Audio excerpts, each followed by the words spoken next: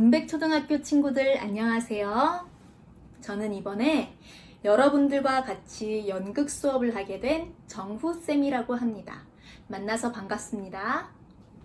우리가 연극 수업을 통해서 어떤 것을 배울까 하면요. 우선 첫 번째로 우리 연극은 우리 일상 속에 같이 존재하고 있다. 이것을 배울 거예요. 무슨 말인지 좀 어려울 수 있는데 연극은 그렇게 대단한 것이 아니라 우리 일상 속에서도 충분히 연극적 체험을 할 수 있다는 거예요. 그리고 두 번째로 우리가 영상을 통해서 우리가 연극 말고 공연 예술에는 다양한 장르가 있거든요. 그 다양한 장르를 배워보는 그리고 체험해보는 시간을 가질 겁니다. 우선 연극의 기초부터 알아보고 가겠습니다. 여러분, 먼저 연극의 기초에 대해서 잠깐 설명드릴게요. 그동안 연극을 본 적이 있으셨나요? 연극을 볼 때 어떤 기분이 들었나요? 되게 연극을 보면 되게 화려한 것 같죠? 배우들도 많고, 관객들도 많고, 조명도 화려하고, 다양한 색깔의 조명들, 그리고 음향 효과도 좋고, 네, 되게 연극을 재밌게 보셨던 기억이 있을 거라고 생각이 돼요. 맞아요. 연극을 할 때는 우리가 생각하는 것보다 되게 많은 것들이 필요하답니다. 먼저, 연극에는 3요소가 있어요. 연극을 할 때 가장 먼저 우리 눈에 보이는 게 뭘까요? 맞아요. 바로 배우예요. 배우가 있어야지 연극이 성립이 되는 거죠. 먼저 적어볼게요.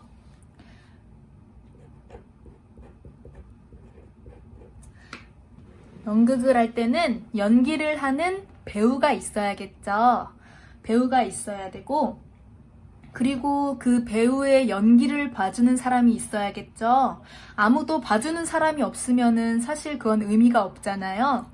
그럼 그 봐주는 사람들을 뭐라고 할까요? 바로 관객이라고 합니다. 관객.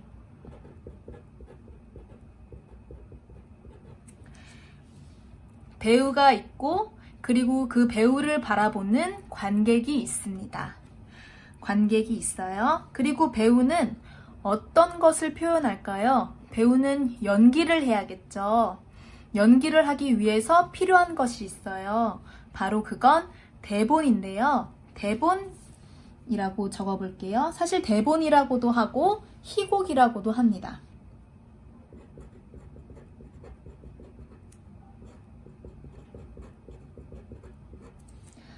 대본이라고도 하고 희곡이라고도 합니다. 배우는 이 대본을 통해서 메시지를 관객에게 전달하는 게 배우의 목적입니다. 이렇게 연극의 3요소예요. 연극의 3요소로는 배우, 관객, 그리고 대본, 희곡이 있습니다. 그리고 또 필요한 것들이 뭘까요? 배우가 서 있어야 할 공간인 무대가 있겠죠.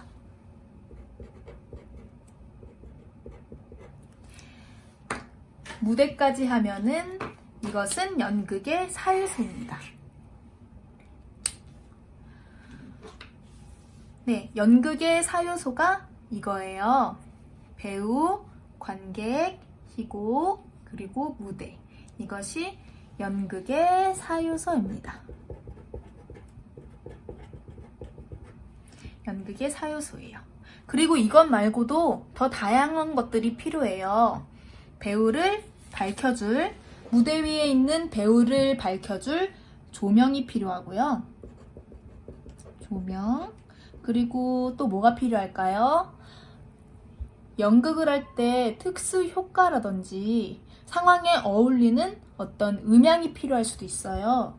음향도 연극에서는 중요한 요소예요.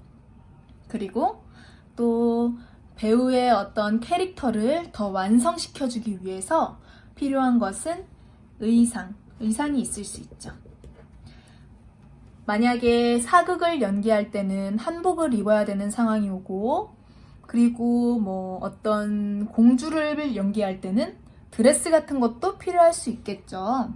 그리고 더 완성시켜줄 분장도 있을 수 있죠.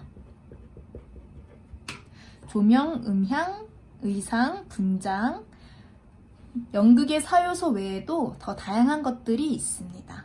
그리고 배우가 무대 위에서 연기할 때 필요한 소품이 있을 수도 있어요.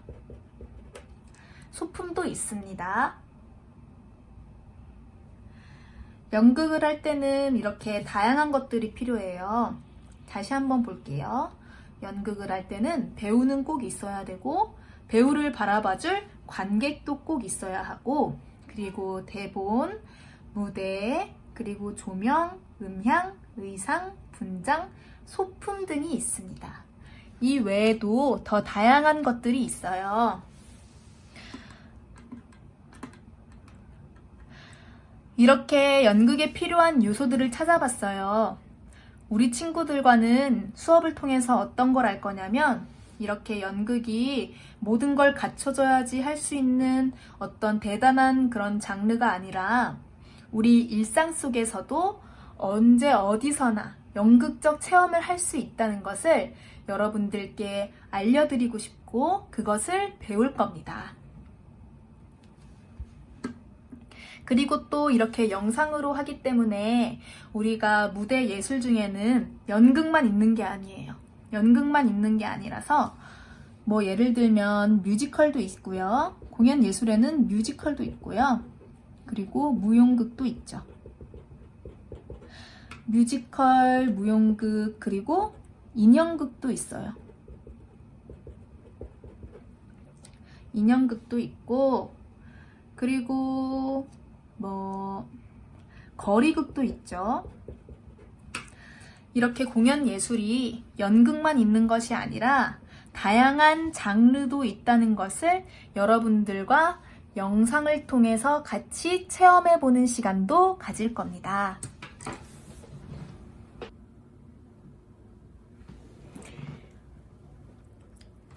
자, 이번에 여러분들이랑 선생님이랑 할 활동은 짜잔! 이게 뭘까요? 네, 이거는 무지개예요. 무지개는 비가 오면 공중에 떠있는 물방울이 햇빛을 받아 나타나는 반원 모양의 7빛깔의 줄을 뜻합니다. 무지개는 빨간색, 주황색, 노란색, 초록색, 파란색, 남색, 보라색, 이렇게 총 7가지의 빛을 띠고 있어요. 우리가 이 무지개로 무엇을 할 거냐면요, 우리 방에서 무지개를 한번 찾아보는 거예요. 우리 방에 어떤 사물이나 붙어있는 무언가를 보고 7빛깔의 무지개를 찾아내는 거예요. 여기서 규칙이 있는데, 우리는 우리 방뿐만 아니라 우리 집 어딘가에 있는 무지개 색을 찾아오셔도 좋습니다. 그런데 만약에 7빛깔의 무지개 색이 없다면 그냥 없는 색은 넘어가셔도 됩니다. 자, 지금부터 우리 방 안에서 무지개 색깔을 한번 찾아볼까요?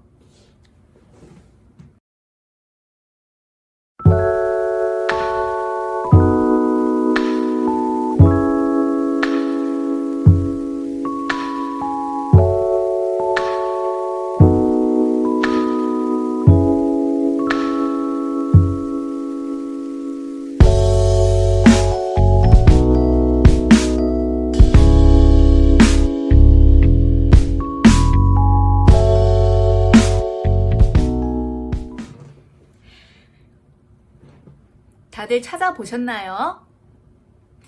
선생님도 선생님 방에서 나름대로 무지개 색깔을 한번 찾아봤는데요. 우선 파란색의 가위를 찾았고요. 그리고 초록색의 약통, 그리고 보라색의 물병을 찾았습니다.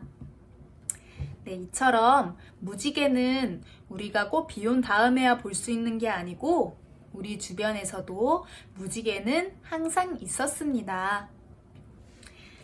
네, 무지개를 한번 우리 방 안에서 찾아봤고요. 이제 뭘 할 거냐면요. 무지개 색깔을 보면 어떤 단어나 어떤 사물이나 어떤 기분도 좋고 동물 또는 과일, 음식 이런 다양한 것들이 떠오를 거예요. 우리 무지개를 통해서 떠오르는 단어를 많으면 많을수록 좋고 자유롭게 상상하여 적어봅시다.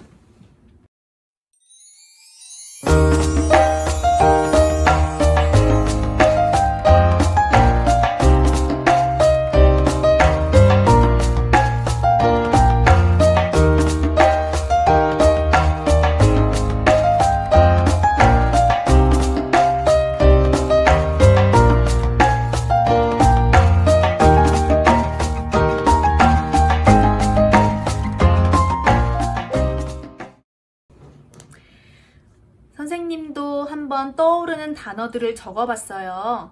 여러분들 많이 적으셨나요? 우선 선생님은 빨간색을 보면 소방서가 생각이 났어요.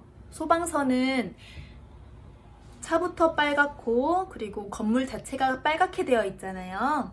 그래서 빨간색 하면은 소방서가 떠오르기 때문에 소방서라고 적어봤습니다. 그리고 과일 중에서도 빨간 과일들이 많죠. 빨간 과일 중에 가장 대표적으로 사과와 딸기가 생각이 나서 사과와 딸기도 적었습니다. 그리고 빨간색 하면은 뭔가 하트 모양이 떠오르지 않나요? 선생님은 하트 모양이 떠올라서 하트도 적었어요. 이처럼 다양한 색깔을 보면 떠오르는 단어들이 있을 거예요. 그런 단어를 통해 우리가 어떤 사물이나 어떤 질감이나 어떤 감정을 우리가 상상력을 통해서 생각해 볼 수 있는 시간이었어요. 오늘 수업 마무리할게요. 우리 주변엔 다양한 색깔들이 있고 색깔을 통해 다양한 많은 것을 상상할 수 있는 시간을 가져봤어요. 어떠셨나요? 우리 주변엔 항상 무지개가 있다는 것을 잊지 말아요. 알겠죠? 그럼 다음 시간에 만나요. 안녕!